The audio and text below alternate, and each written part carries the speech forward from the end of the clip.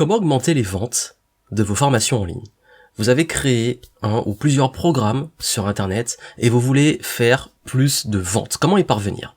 Je vais vous donner ici 7 stratégies, 7 leviers pour pouvoir vraiment booster vos ventes sur Internet. Surtout si c'est important pour vous de pouvoir développer cette source de revenus passifs et pouvoir générer de l'argent avec vos formations, vos programmes numériques.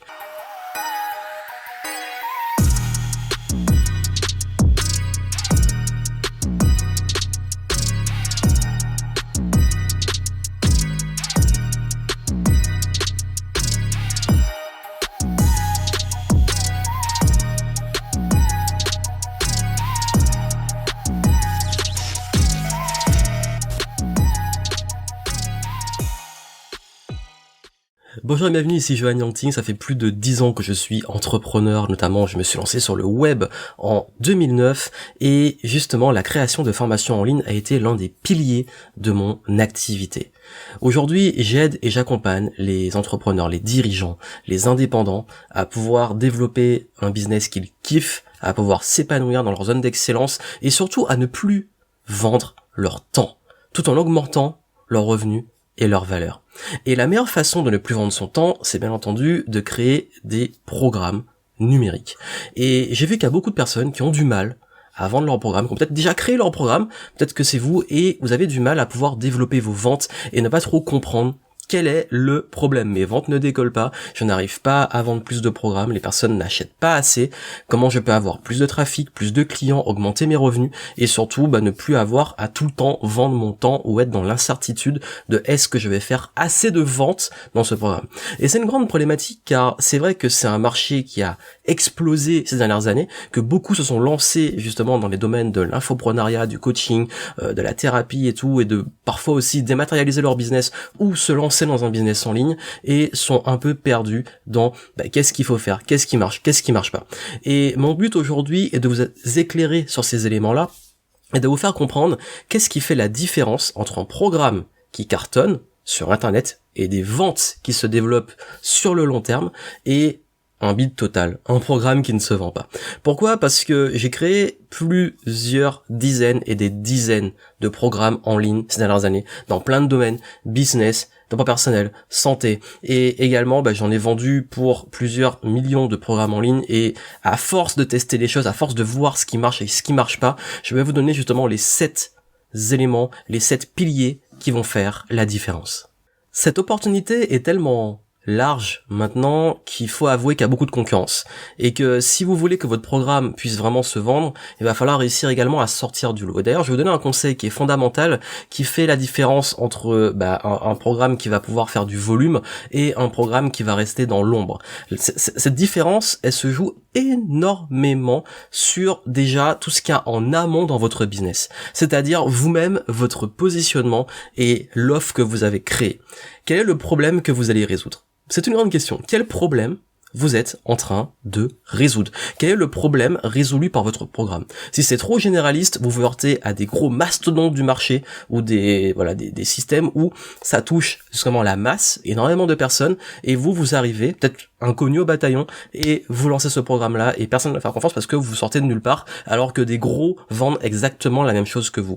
Donc il va être important, d'être plus spécifique que tous ces programmes généralistes qu'on voit, et de gagner en crédibilité et d'aller sur une problématique extrêmement pointue. Et c'est plus facile d'être bon, positionner et faire beaucoup de ventes sur quelque chose de très spécifique que sur quelque chose de généraliste. Donc le premier conseil que je vais vous donner avant même de vous partager cette stratégie, c'est déjà de travailler tout ce qui est votre positionnement, la stratégie, la cible et tout ce qui va toucher au pilier même de ce qu'on appelle une offre de façon globale et pas juste un programme en ligne. Pourquoi? Parce que toute cette stratégie, cette préparation va faire que justement vous allez pouvoir 1. Vous différencier, 2. Devenir une référence et 3. Faire du volume. Parce qu'on peut faire du volume que si on a un produit qui touche un problème assez large avec assez de personnes qui ont ce problème et en même temps qu'on est assez spécifique pour que les personnes, parce que sur le web ça va vite, puissent rapidement comprendre l'intérêt d'investir dans votre programme. Donc déjà, ne soyez pas une énième sous-copie de gros leaders ou de gros programmes qui existent déjà et ne cherchez pas à vouloir exactement faire comme les autres en termes de formation et de format. Pourquoi ? Parce que, bien entendu, vous arrivez dans un domaine qui est extrêmement concurrentiel et vous, il va falloir prendre votre place. Comment prendre votre place ? Ça nous amène au premier conseil. Ce premier conseil, il est fondamental. Ce premier conseil, c'est justement avoir une offre de qualité. Ça peut paraître bête, mais justement, qui dit énormément de concurrence dit aussi des qualités variables, parfois pour le même prix. La bonne nouvelle, je suis sur ce marché depuis très longtemps, de la formation en ligne, je peux vous dire qu'on trouve tout et n'importe quoi à différents tarifs, et ce qui fait la différence, ceux qui sont encore là sur le long terme, c'est ceux qui font de la qualité, dans la plupart des cas. Ça veut dire quoi faire de la qualité ?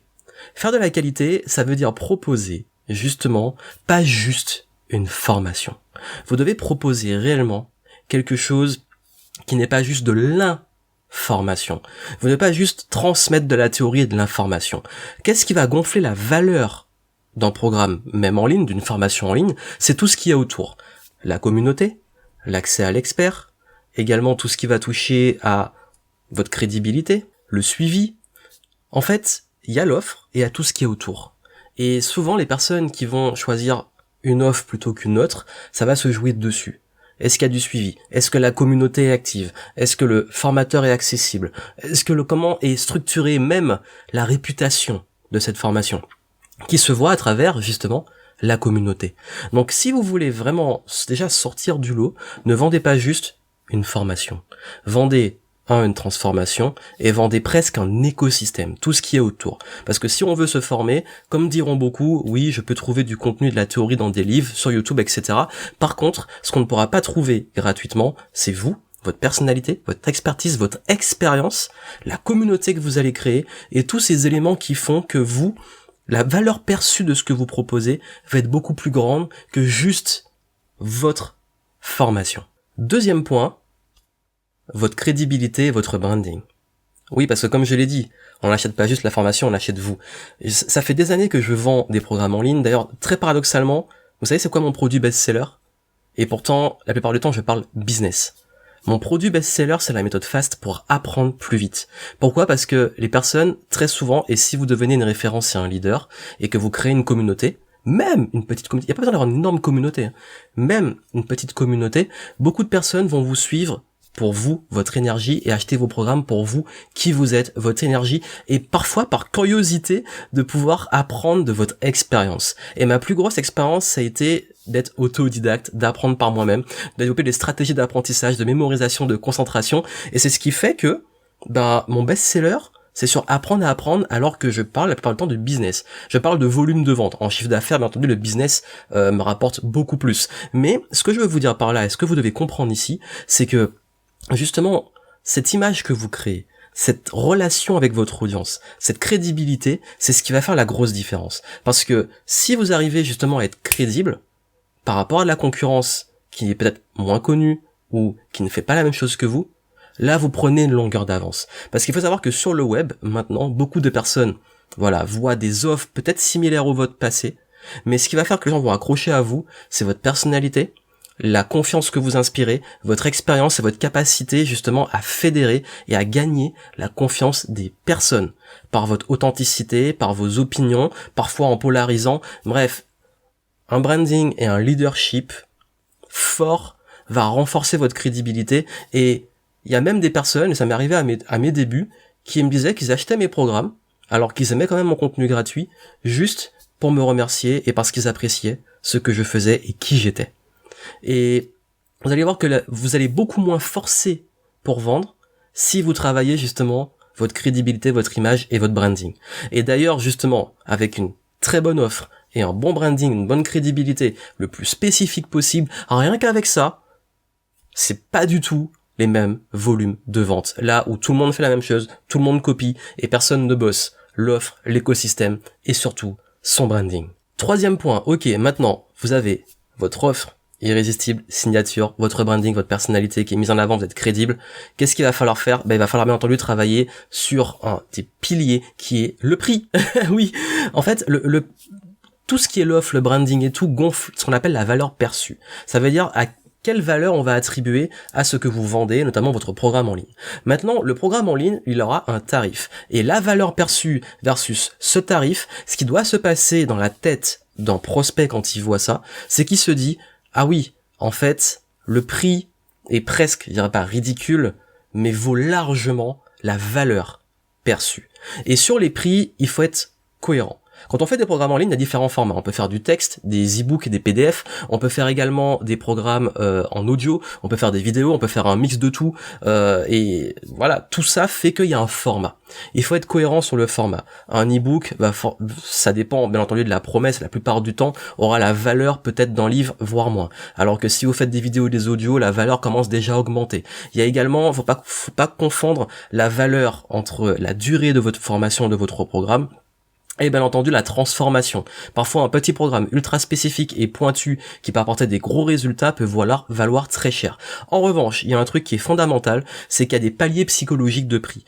Quand vous vendez quelque chose à moins de 50 ou de moins de 100 euros, c'est relativement facile, ça va vite. Quand vous commencez à vendre entre 100 et 500 euros, là, va falloir créer beaucoup plus de confiance et être plus patient.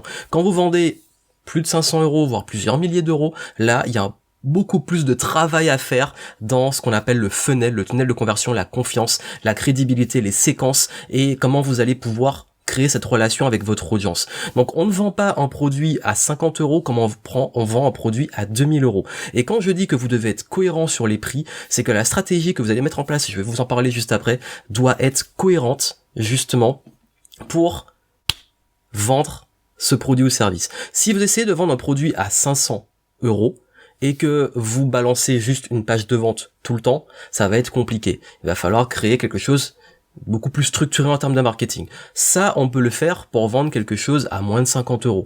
Donc vous avez vu, c'est pas la même chose, donc il va falloir avoir une stratégie qui soit cohérente avec vos prix et fixer des prix cohérents avec le marché, avec votre stratégie, avec le format, et tout ça fait que ce prix-là, plus la valeur perçue, va permettre de faire des ventes. Et je crois que là où beaucoup de personnes se plantent, c'est justement qu'ils sont pas cohérents sur le tarif et la valeur perçue de leur offre, plus le marketing qu'ils mettent en place pour vendre cette offre. J'ai plusieurs gammes de produits dans mon catalogue. J'ai des produits qui sont à 39 euros, 50 euros, 99 euros, 299, 599, 2000, 3000, et je vends pas du tout de la même façon. Ce qui nous amène justement au quatrième point, qu'il vous faut un système. Quand votre offre est bonne, le branding est cohérent, ok, ensuite vous avez bien entendu votre tarif qui est aligné, vous avez un système pour vendre. Je parlais du marketing. Et bien entendu un système, pourquoi il vous faut un système? Parce qu'il vous faut des chiffres, il vous faut des KPIs. Si vous essayez de vendre votre produit et que vous ne savez pas pourquoi vous ne vendez pas et que vous voyez que vous faites pas assez de ventes, est-ce que vous êtes capable de me dire où ça coince? Êtes-vous capable? Connaissez-vous les taux de conversion des ventes de votre produit en ligne? Est-ce que vous maîtrisez vos chiffres? Est-ce que vous connaissez le coût d'acquisition de vos prospects? Est-ce que vous connaissez le revenu par prospect, le revenu par client? Si vous connaissez pas ces chiffres, je vous rassure, c'est des divisions et des multiplications qui sont extrêmement simples, c'est des pourcentages. En fait, ce qu'il va falloir faire, c'est comprendre qu'il y a ce qu'on appelle le funnel. Il y a l'acquisition, la conversion, la vente et tout ce qu'il y a derrière. Et généralement, beaucoup de personnes se basent juste sur l'acquisition et se disent j'ai tant de personnes qui viennent et ça me génère tant de chiffre d'affaires. Mais ils réfléchissent pas à combien ça va me coûter pour acquérir un prospect et combien ce prospect va me rapporter. Est-ce que je suis rentable? Si ça me coûte 1 euro pour l'acquisition et que chaque prospect me rapporte, je sais pas, 0,5 euros, bah, je suis en déficit. Si au contraire ça me coûte 1 euro et que chaque prospect me rapporte 2 euros, là je fais 1 fois 2. Donc vous avez vu, donc l'idée c'est de comprendre justement comment vous pouvez maîtriser vos chiffres et en fonction de ces chiffres, là on comprend d'où vient le problème. Parce que quand vous avez votre système, votre funnel pour vendre vos formations, ben vous savez à chaque étape du funnel quels sont vos chiffres. Donc vous savez d'où vient le problème. Donc quand votre offre est rodée et que vous avez mis tout ce qui est en place derrière pour pouvoir faire en sorte qu'elle fonctionne, il faut que le système dans lequel vous la mettez soit optimisé et que ce système vous puissiez maîtriser assez vos chiffres pour prendre les bonnes décisions. Est-ce que le problème, c'est vraiment l'acquisition? Vous avez des taux de conversion, vous vous dites ok, ça marche bien sur les ventes, par contre j'ai pas assez de clients. Ou est-ce que justement vous avez beaucoup de trafic et derrière ça convertit pas, donc ce qui veut dire que finalement c'est un problème avec l'offre, avec l'argumentation, avec la cible, etc. Donc du coup on peut prendre des bonnes décisions, on peut être proactif et arrêter de se poser des questions et se dire mon programme ne se vend pas et point barre. Maîtrisez vos chiffres avec un système qui soit carré, qui soit rodé. 5e point, il y a bien entendu, si vous voulez booster les ventes de votre programme, il va falloir mettre en place toute une stratégie autour du programme. C'est-à-dire que au-delà du système de visite d'acquisition, de conversion, etc. avec vos chiffres, il va bien entendu falloir, et ça c'est un point fondamental, tout ce qui est autour. Quand vous allez au restaurant, quand vous prenez votre menu, on vous propose toujours est-ce que vous voulez le café, est-ce que vous voulez le dessert, etc. Donc la vente de vos programmes, il y a tout ce qu'il y a autour aussi. Est-ce que vous vendez aussi du coaching? Est-ce que vous vendez des options? Est-ce que vous vendez des compléments? Est-ce que vous pouvez faire des packages? C'est-à-dire qu'on peut déjà augmenter justement ses revenus et ses ventes de formation en ligne avec le même volume de clients, juste en augmentant ce qu'on appelle le panier moyen, quand je parlais des chiffres, c'est-à-dire le revenu par client. Qu'est-ce que vous pouvez proposer à vos clients en plus ou après votre programme? Et rien que ça peut largement augmenter vos résultats. Et c'est grâce à ça justement que j'ai pu moi-même pendant des années, et même encore aujourd'hui, avoir des super résultats, même avec peu d'audience. Parce qu'on pense souvent qu'il faut une grosse communauté, un gros trafic pour pouvoir justement faire des bons volumes de vente, alors qu'en réalité, et comme je vous le dis, vous pouvez avoir des très bons résultats avec des bons taux de conversion, et justement un panier moyen de plus en plus gonflé. Et d'ailleurs, ça nous amène justement au 6e point qui est fondamental. Vous l'auriez sûrement compris, c'est que le 7e point, je vais vous donner des éléments pour le trafic, pour avoir plus de monde. Mais en 6, avant d'aller chercher plus de monde, vous avez sûrement déjà des clients. Et ça va être complémentaire à ce que j'ai dit au 5e point, c'est-à-dire, si vous avez déjà des clients, vous pouvez leur proposer aussi d'autres programmes. Entre 2012 et 2014, je lançais toujours des nouveautés. Et à chaque fois, je me rendais compte que mes propres clients prenaient les nouveaux programmes. Donc sur la même base de clients, j'ai augmenté justement mes revenus et j'ai pu, sans avoir à être plus visible, avoir plus de trafic, continuer à générer chaque mois du cash. Donc ce qui veut dire en fait, c'est que vous allez à des clients, qu'est-ce qu'ils veulent? Est-ce qu'on peut pas proposer des nouveaux programmes pour eux? Et c'est-à-dire que au lieu de chercher des nouveaux clients, peut-être proposer aux clients qui sont déjà là quelque chose par la suite.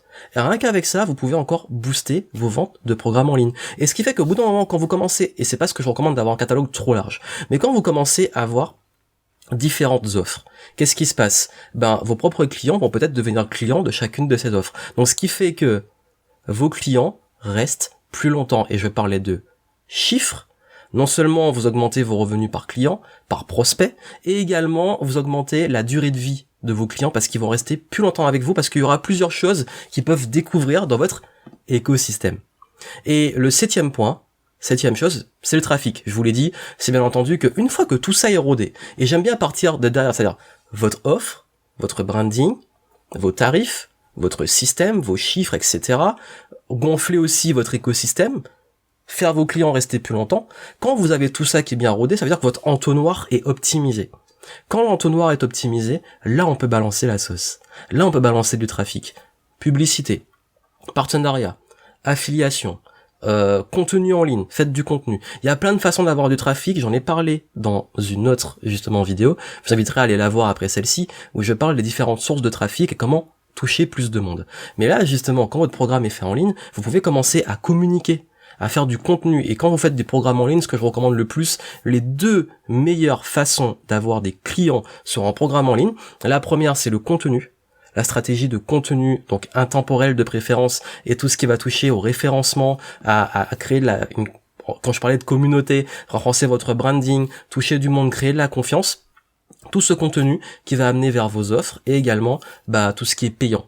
C'est-à-dire il y a le contenu gratuit, faire du contenu ça va coûter, mais ça vous coûte pas, ça vous coûte juste la production de ces contenus, de ces vidéos, ces articles, etc.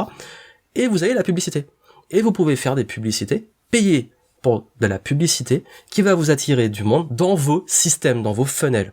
Mais, très important, quand vous faites de la pub, vous devez maîtriser vos chiffres. Parce que la pub, vous aurez un coût d'acquisition de vos prospects et vous devez savoir combien ça vous rapporte. Donc tant que vous n'avez pas vos chiffres, ça sert à rien de faire tout ça. Donc voilà un peu ce que je voulais vous expliquer pour comprendre comment on peut développer les ventes de programmes en ligne, et c'est important pour moi pour ceux qui font justement du business, de la formation en ligne, et qui pensent que juste comme ça, en créant une formation, ça va se faire tout seul. Non, c'est vraiment un esprit entrepreneurial sur l'offre, sur votre positionnement, sur votre branding, sur la stratégie, l'écosystème qu'on met en place, les systèmes qu'on met en place. Et rien qu'avec ça, vous allez pouvoir optimiser justement votre business, et avec le temps, la bonne nouvelle, c'est que quand vous maîtrisez ça, il y a juste, en fait, à jouer avec vos chiffres, à mettre en place des petites campagnes marketing, etc. Mais quand vous avez ces piliers-là, ces fondamentaux-là, généralement, vos ventes se développent dans la durée. J'ai des programmes que j'ai créés depuis plusieurs années qui se vendent encore, c'est des programmes intemporels, notamment apprendre à apprendre, qu'on apprenne maintenant, qu'on apprenne il y a 10 ans, qu'on apprenne dans 10 ans. Le cerveau, c'est le même. C'est les outils qui vont un petit peu changer peut-être, mais en fait, ça pour vous dire, faites plutôt dans l'intemporel et faites des programmes que vous allez pouvoir développer, des offres que vous allez pouvoir développer vraiment sur le long terme, c'est ultra important. Ça peut vous aider. En description, je vous mets des ressources pour vous aider à développer votre marketing structuré, gagner en clarté, mettre en place les bons funnels, les bonnes stratégies pour pouvoir avoir régulièrement développer vos ventes, avoir des clients, des acquisitions, avoir de la prédictabilité, pérenniser votre business. Allez voir la formation que je vous offre en descriptif. Et puis moi, je vous souhaite plein de succès. Et si vous avez des questions, n'hésitez pas. Et je vous dis à très bientôt.